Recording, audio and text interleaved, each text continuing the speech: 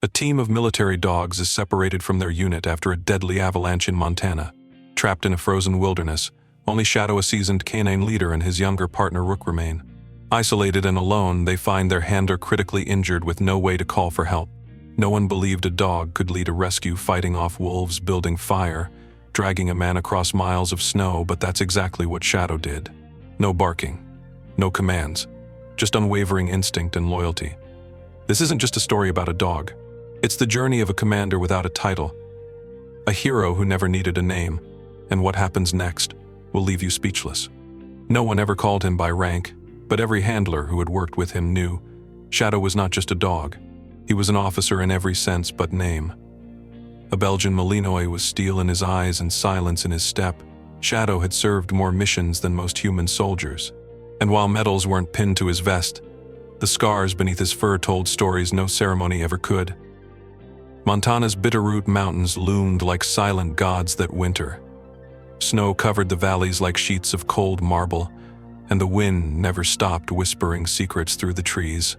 Deep within this frozen wilderness, a special operations unit moved in tight formation, boots crunching softly over packed ice. Among them were 5 military working dogs, each with their handler, forming a canine division trained for scent tracking, detection, and advanced search and rescue. But even among them, Shadow stood apart. He didn't bark. He didn't whine. He simply watched, always watching with an unsettling calm that unnerved even the greenest recruits and comforted the veterans. His partner, Sergeant Davis, often said Shadow didn't follow orders. He understood them. That day, the team was running a recon sweep after reports of movement near the northern ridge. Nothing unusual for a place this remote, but protocol was protocol. Davis kept a steady hand on Shadow's vest as they moved uphill, wind lashing against their gear. Behind them, Rook trotted with youthful energy, his handler Corporal Jennings laughing softly at the younger dog's enthusiasm. And then the mountain moved. It started with a crack like a rifle shot. 1 second they were ascending a shallow slope. The next, the ground gave way in a roar of collapsing snow and bone-snapping speed. White thunder swallowed everything. Shouts, barking, the shriek of ice. Shadow's body was flung sideways and Davis' grip was torn away. For seconds that felt like forever, there was no up or down, only cold and chaos. When Shadow opened his eyes, everything was quiet. He was buried, but not deep. Instinct kicked in. He clawed upward, his paws finding air, then light. Snow burst around him as he surfaced, gasping, ears high and alert. He was alone. No sight of Davis, no radio buzz, no scent of the rest of the team. Only the endless white and the soft patter of snowfall. He sniffed hard, turning his head in small, methodical motions, and then faint, just beneath the wind, a whimper. Shadow turned and bolted. Less than 100 yards away, a paw jutted out from a snowbank, twitching. Rook. Shadow didn't hesitate. He dug with calculated speed, knowing how to shift snow without suffocating the buried. Rook's face emerged, eyes wide with panic, but breathing. Shadow pulled at his vest, helping the younger dog wriggle free. They stood together in silence, one older, the other still green. Rook nuzzled his shoulder in thanks, but Shadow's eyes were already scanning the horizon. He knew what had happened. They had been separated from the unit. No food, no heat, no way to signal, just dogs in the wilderness. But they were not just dogs, they were soldiers. And in Shadow's mind, the mission hadn't ended. It had only changed. Behind them, the wind howled like something alive. Ahead of them lay a week of survival and a test no training had prepared them for. Snow blurred the horizon until sky and earth became one. Shadow squinted into the white, ears rotating like twin radars. Every instinct in him was alive now, humming beneath the skin. Beside him, Rook shook the snow from his coat, breathing hard, still wide-eyed from the avalanche. He looked at Shadow not just for comfort, but for instruction. Shadow took a step forward. Not randomly, never randomly. He followed wind currents, scent trails, the faint warmth lingering on buried roots. Rook followed close, every paw print sinking deep in the powder left behind. They were alone, yes, but not helpless. Their training had prepared them for search and rescue. Enemy evasion, survival drills, but never this. isolation in the dead white silence of a Montana winter. Shadow led them toward the tree line. Shelter. Elevation. Vantage. He moved with the quiet purpose of someone who had survived worse, even if that wasn't quite true. Rook stumbled once on an ice-crusted rock. Shadow paused, gave him a look that wasn't judgment but expectation. Rook righted himself and moved on. That silent exchange meant more than 1,000 barks. As they entered the trees, the world changed. Wind was muffled by thick pine needles. Snow fell softer here, and the scent of deer, fox, and distant wolves layered the air like invisible ink. Shadow caught it all. He paused at a broken branch. Recent, something big. He growled low, just once. That's when they heard it. A cry. Faint, human.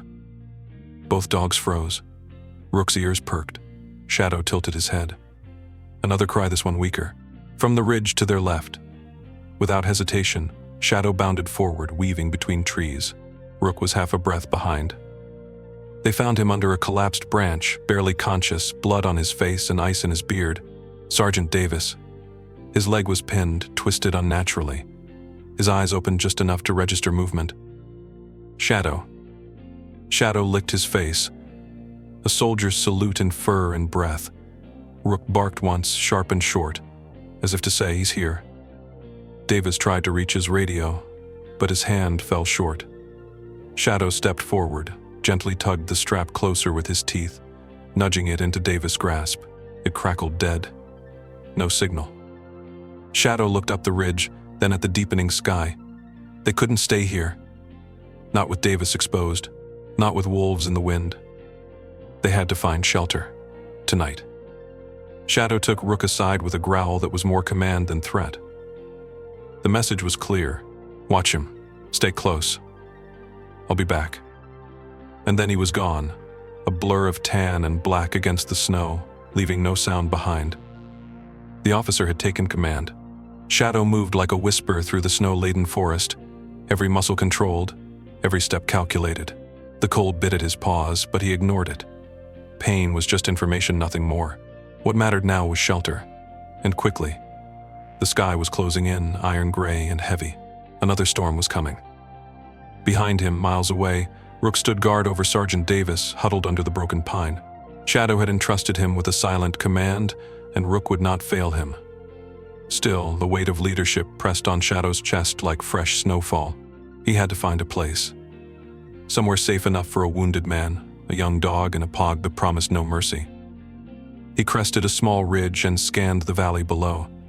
Then he saw it half covered in snow and nearly camouflaged against the landscape. An old hunting cabin, collapsed on one side, but its stone chimney still stood upright like a sentinel. Shelter. Shadow bounded toward it. Snow flew beneath him like waves. As he approached, he slowed, nose twitching. He circled once, then twice. The air held traces of life not human. Predator, wolves recent. Maybe 3. Maybe 4. He couldn't tell how long ago. Maybe hours. Maybe minutes. But the scent wasn't fresh enough to stop him. He'd take the risk. Because the alternative was watching his handler freeze before morning. He turned back, retracing his own path with uncanny accuracy. Not many could move through a snow-covered forest and leave a map behind, but Shadow did. His paw prints were shallow but deliberate, like waypoints in a soldier's journal.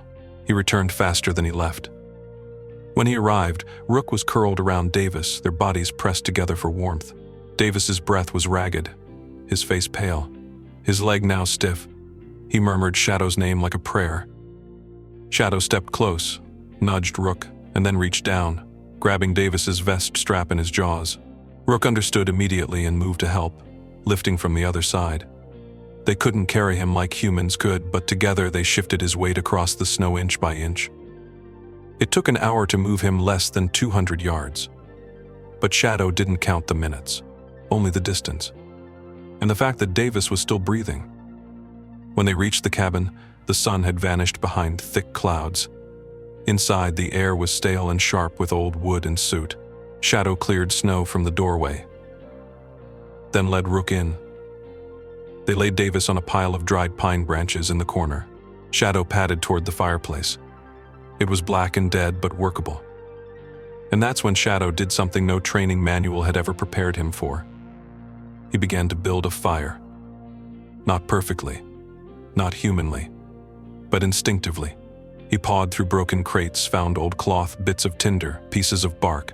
He nudged them into the grate. He sniffed, looked around, then growled low. Rook understood. Rook took Davis's pack and tore it open. Inside, a flare. Shadow grabbed it between his teeth and tapped the stone hearth with its end until it sparked. Once. Twice. On the third try, flame caught the tinder. Light bloomed in the cabin like sunrise through winter fog. They had heat. Shadow curled up at the cabin entrance, eyes locked on the tree line, body tense but still. Rook lay beside Davis, tail draped over the man's chest. Outside, the wind howled and circled the cabin, but didn't touch them. Not yet. Inside, 3 souls breathed together, and the wilderness held its breath. The fire crackled low in the fireplace, casting soft flickers across the cabin's battered walls. Outside, darkness had fallen like a shroud thick, absolute and unforgiving. The storm hadn't arrived yet, but it was close. The air had that stillness, the eerie silence that came before a howl. Shadow knew it well. He had felt it in Afghanistan, in the valleys of Kosovo, even in the dust of New Mexico. But here, in the snows of Montana, it felt older, wilder. Sergeant Davis stirred in his sleep, groaning from the pain in his leg. Rook licked his hand and tucked himself closer, but his ears remained perked. The young dog had changed since the avalanche. He no longer fidgeted. He didn't bark for reassurance. He was learning what it meant to follow in silence and to trust Shadow with everything. Shadow stood, stretched, and padded to the door. He listened. Then he heard it. Movement. Faint, distant, snow crunching, deliberate, not wind. He stepped outside into the bitter night. Moonlight filtered weakly through broken clouds, revealing just enough. The world was painted in silver and black. Shadow scanned the clearing. His breath steamed in the air. Then he saw them. Footprints. Fresh, wide, not boots' paws, heavy, forsets, wolves. They had circled the cabin. Shadow growled deep and low, not from fear, from warning. The prints weren't close enough to be a threat yet, but they were curious, testing, waiting. Shadow sniffed the air again. 2 of the wolves were young. 1 was large. Very large, probably alpha. The 4th limped. A trailing paw, possibly injured. That meant unpredictable. He marked the scent trail in his mind, then patted the perimeter of the cabin, reinforcing his own prints, spreading his scent, telling the pack, this place is guarded, not prey, not easy. He re-entered the cabin. Rook looked up, eyes wide, sensing something in the air. Shadow walked to the broken window at the back and nudged a small crate in front of it. It wouldn't stop anything, but it might slow something down.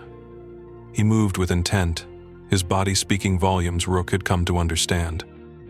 Danger is near. Stay alert. Conserve your energy. Then he lay down in front of the door again, not to sleep but to wait. Hours passed. The fire dimmed. Davis moaned again in pain. Shadow didn't move.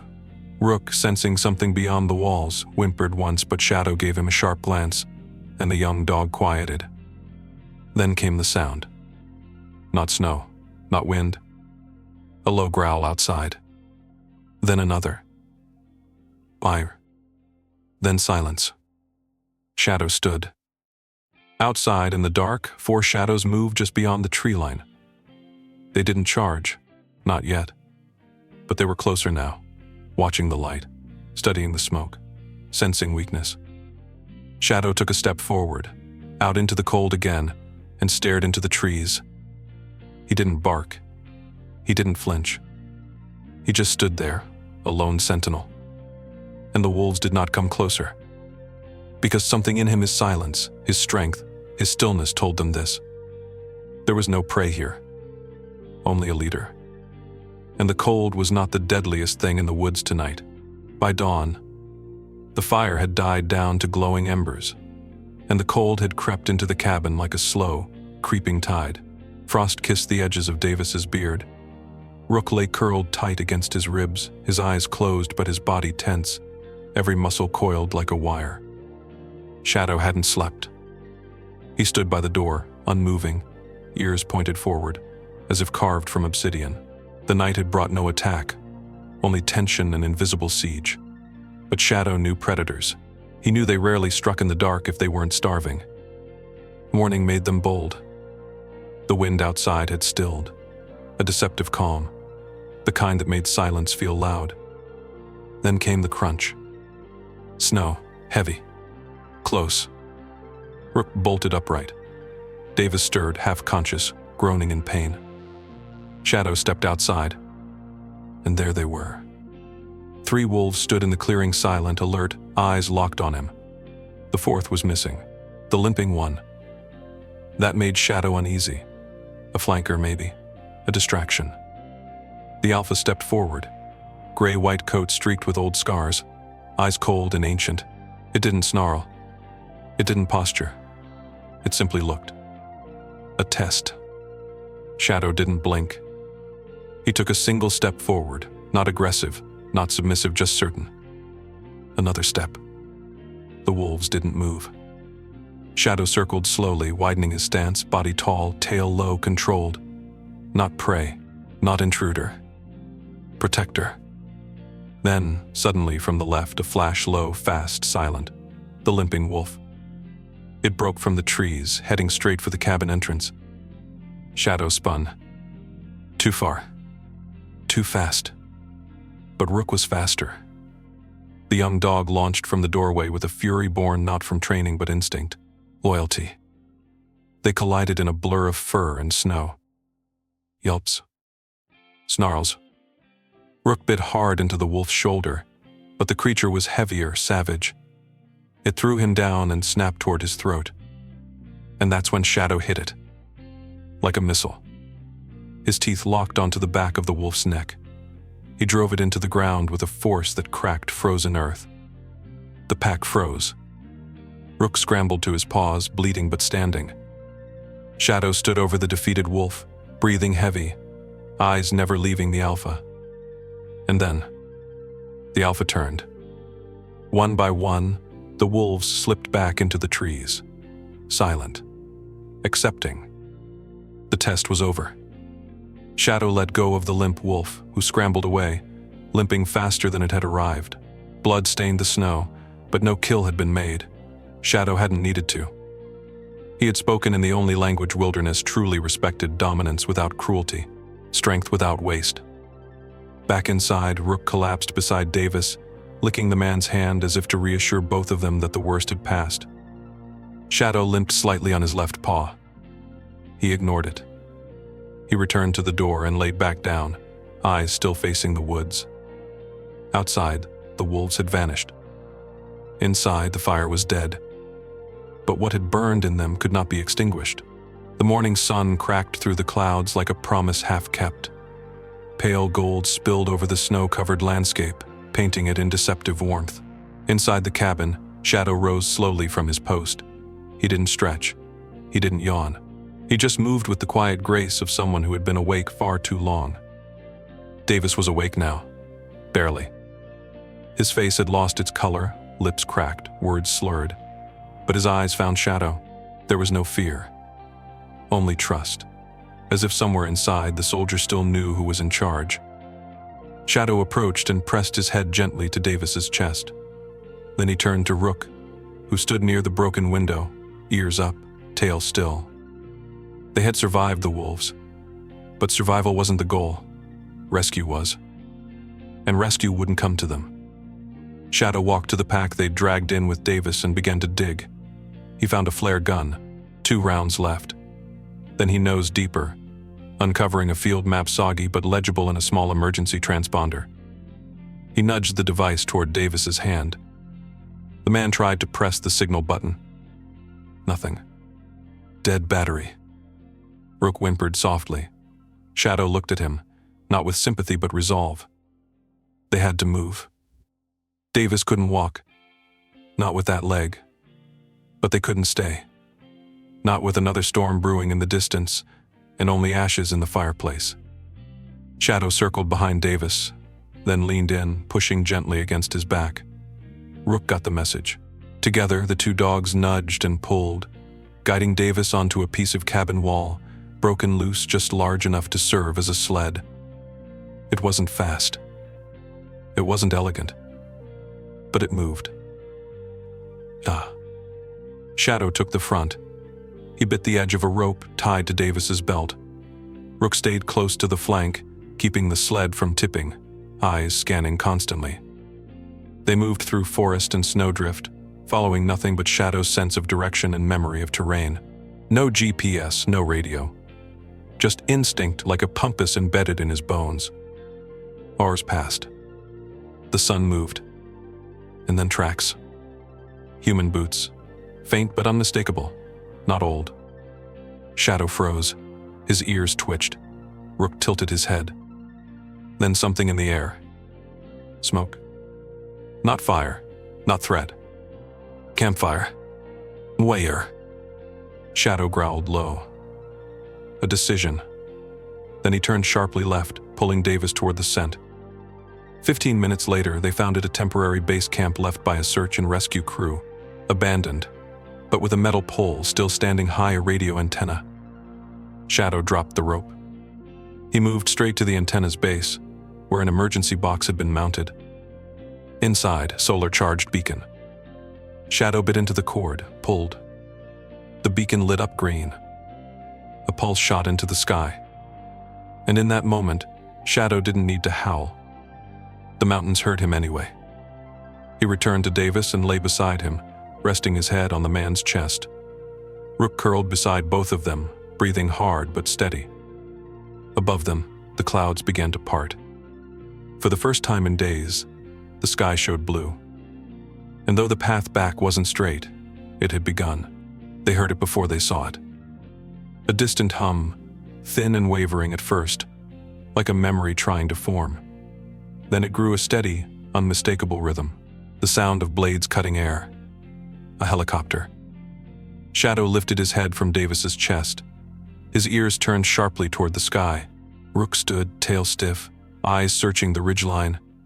The beacon had done its job, but now came the moment that none of them had words for. Rescue. Snow whipped into spirals as the chopper broke through the tree line, its rotors thundering like a heartbeat. Orange paint gleamed in the morning sun. The insignia of the National Guard was barely visible through the flurries. But Shadow knew what mattered. They had been found. The helicopter hovered briefly, searching for a safe landing. The clearing wasn't wide, but the downed trees and flattened snow made it just big enough. The moment the skid touched ground, two medics jumped out, rushing toward the sled. Contact. 1 down, 2 K9s, repeat, 2 K9s. Davis stirred faintly, lips moving in a whisper only Shadow could hear. You did it, buddy. The medics worked quickly. They stabilized Davis, checked for frostbite, wrapped thermal blankets around him. One of them reached for Rook and scratched behind his ears. Then they turned to Shadow. He stood still, covered in snow, body shaking slightly from exhaustion, but eyes sharp. One medic reached out gently, hand open. You brought him home, the man said, voice cracking through his headset. You saved them all. Shadow didn't respond. He didn't need to. They lifted Davis into the chopper. Rook followed, tail wagging once before he curled beside the stretcher. Shadow climbed in last, taking his place at Davis's side without instruction. As the helicopter lifted into the sky, the forest fell away beneath them. The cabin, the wolves, the silence, it all blurred into white below. But the memory stayed. Later at the base, when reporters came, when medals were offered and photos requested, the medics tried to explain what had happened in the mountains. They spoke of survival, of a dog who found shelter, of one who fought wolves, of two who dragged a broken man through miles of wilderness. But Shadow was not there for the ceremony. He stood outside the tent where Davis was recovering, watching the snow melt beneath the rotor wash. He didn't wear a ribbon, didn't need applause. He simply waited. Inside, Davis whispered his name again. And outside, Shadow stood guard not because he had to, but because he always had. Weeks passed. The snow in the Bitterroot Mountains began to melt, revealing the scars beneath, broken branches, the tracks of wolves, the splintered walls of the old cabin that had held back death with fire and instinct. Shadow didn't return to the field. He didn't need to. After the rescue, the unit offered him retirement with full honors. A formal commendation, a folded flag, a plaque with gold lettering that said valor beyond duty. But Shadow didn't care for plaques. He cared that Davis woke up. And Davis did slowly, painfully, but alive. When he could finally speak again, the first name on his lips was Shadow. Not out of ownership, not as handler to dog, but as a man calling for a brother. Rook stayed with Davis during recovery, playful and protective. The young dog had changed, more alert, less impulsive. He still wagged his tail, still chased shadows on the wall, but now he watched the door like Shadow used to. Shadow himself was given a choice. Some suggested adoption into a family, others a ceremonial role at the base. But Shadow chose something else. He stayed close to the mountains, not in isolation but in presence. He became part of a veteran rehabilitation center just outside Missoula, where soldiers struggling with trauma were paired with dogs trained for comfort and trust. Shadow didn't train them. He showed them how to sit in silence with pain, how to walk again without fear, how to protect not with teeth, but with presence. One by one, the soldiers bonded with the dogs, and each of them heard the same story of the dog who fought wolves, pulled a man through snow, and didn't wait for a parade. Kids who visited the center asked, "Is he the hero dog?" The staff smiled. He's the one who made heroes out of others. Sometimes, on quiet afternoons, Davis would visit. He'd bring Rook, now wearing a service vest of his own, and sit on the bench overlooking the trees. Shadow would trot over, sit beside them, and lean gently into Davis's leg. They wouldn't say much. They didn't have to. Because in that stillness, in that quiet space where words failed and memories lived, they all understood the truth. Not all heroes walk away from the fight. Some stay behind, to make sure no one else has to fight alone. Thank you for taking the time to listen to this emotional story. We hope Shadow's journey touched your heart as deeply as it touched ours while telling it. If you enjoy stories like this, don't forget to subscribe so you won't miss the next ones. And please share your thoughts or feelings in the comments below. Every response is a source of inspiration that keeps us going and helps these meaningful stories reach more hearts. Once again, thank you for being with us.